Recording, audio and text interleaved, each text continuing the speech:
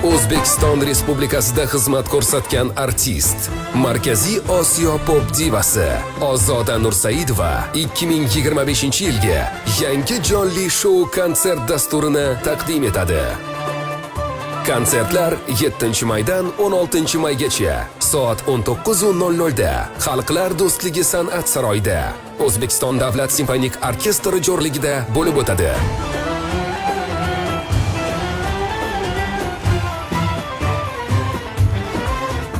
Murojaat uchun telefonlar 90 321 7701, 95 199 84 77.